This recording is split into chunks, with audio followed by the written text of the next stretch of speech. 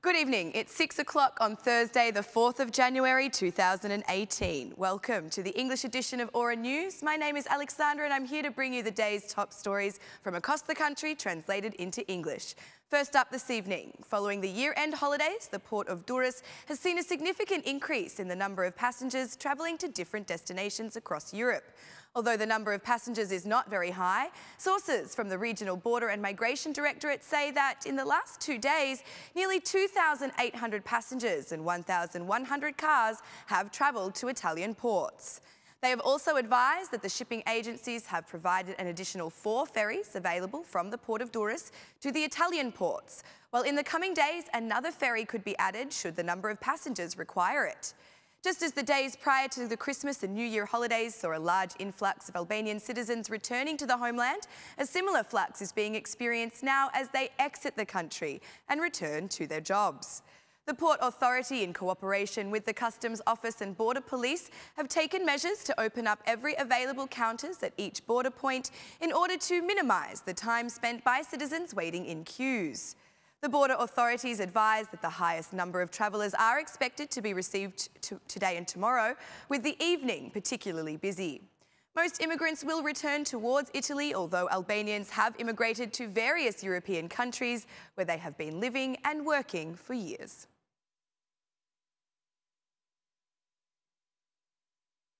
The Ministry of Justice have issued a statement regarding the publication of a concerning photograph to social media.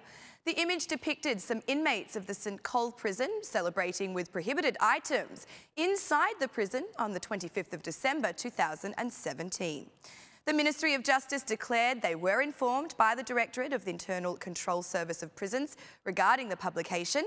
According to the Ministry, from the preliminary actions, it turned out that the photo was made in St. Cole's prison in Leisure and was published by the persons imprisoned themselves. The Internal Control Service of Prisons, after conducting the relevant investigative actions, came to the conclusion that the legal provisions in force, as well as the general regulation of prisons, have been violated by the prison officers. The ICSP went on to add that the actions of the prison officers endangered the security of the institution. Given the severity of the situation, punitive measures have been taken against 12 employees of the prison, among them the Chief Prison Office, the Information Specialist, the Chair and members of the security group. Having now concluded the investigations into the matter, the Ministry of Justice advised that the 12 prison employees will face criminal charges for the offences abuse of duty and/or failure to take measures to stop an illegal situation.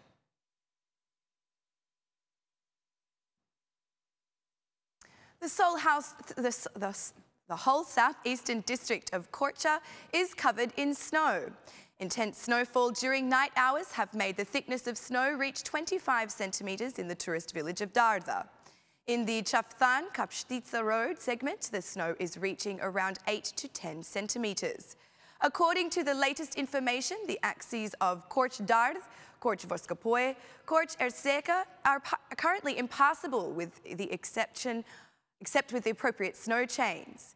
Kotzias police announced that secondary axes are passable, but the use of chains is highly recommended as the situation may change at any given moment.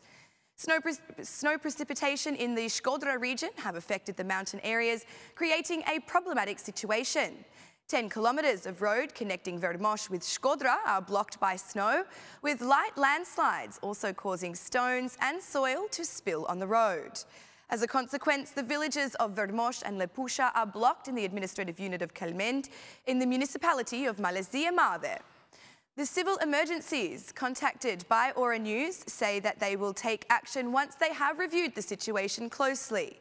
They went on to declare that at this stage they have no information about the blocking of the road, even though the snowfall was more than 72 hours ago. Even at the road segment Theth Bregu Lumi Shkodr, there are difficulties in crossing as a result of landslides and stones on the road. Snowfalls over the course of the evening have included mountainous areas in the Libraj district, causing anomalies in the road axes. The roads Libraj Peshkopi and Prenjas Chafthan roads have also had difficulties with vehicle passability.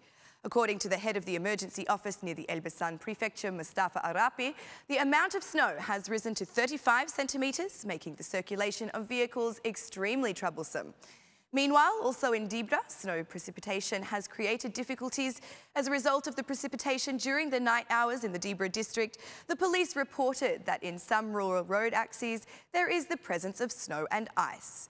The national road axis Peshkopi Bulchiz Klos Burel is passable without problems.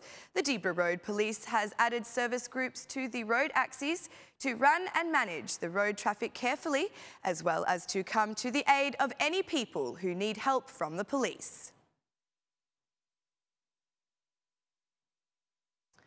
The north of Albania has been hit by a strong earthquake today, shaking up this region across about noon. The epicenter was in Plava in Montenegro. Through strong effects of shaking were felt also on our side, particularly in Vermosh. From the preliminary data, it was learned that the earthquake had a magnitude of 5.4 on the Richter scale, with some minor damage reported. Head of the department at the Institute of Geosciences, Recep Koci, said via telephone link to Aura News that the damages were mainly in the Plava area in the territory of Montenegro, but also in some Albanian villages in Vermosh. There is some moderate damage in Plava. Within Albanian territory, the Civil Emergency Service has provided us with information that residents in Vermosh stated that the earthquake was felt very strongly, said Recep Koci. Koci said there was no warning of the earthquake today, although, according to him, prior to the earthquake of this force, other minor tremors and shakes were recorded.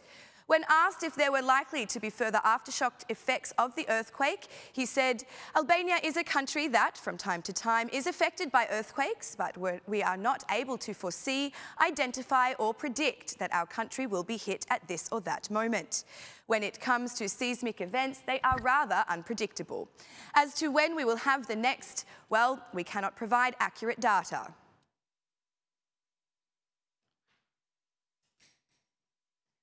Greek Foreign Minister Nikos Kotzias is looking forward to 2018 with optimism in terms of resolving pending issues with Albania. Following a meeting with Prime Minister of Greece, Alexis Tsipras, to review their relations with our country and Macedonia, Kotzias said that these steps have been taken in recent weeks have been positive. Regarding Albania, we discussed the issues that are included in the solution package with our neighbour country, and I believe that in recent weeks we have made good and positive steps, said the Greek Foreign Minister. As for Macedonia, the Greek minister said his government supports and is negotiating for a unique name for all uses, an attitude that Greece has held since the Bucharest summit in 2008, when Athens blocked Macedonia's NATO membership. Just a few days ago, Greek Foreign Minister stated their readiness to abolish the law on the war situation with Albania, calling its existence a historical stupidity.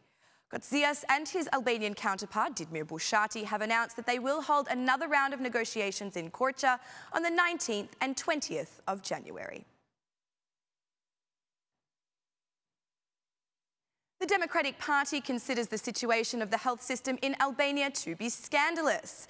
In a statement to the media, the Blue headquarters say that Prime Minister Edi Rama has given a heartless performance with the promise given to Damiana Bakiu on November 14, at the height of Saimir Tahiri's scandal.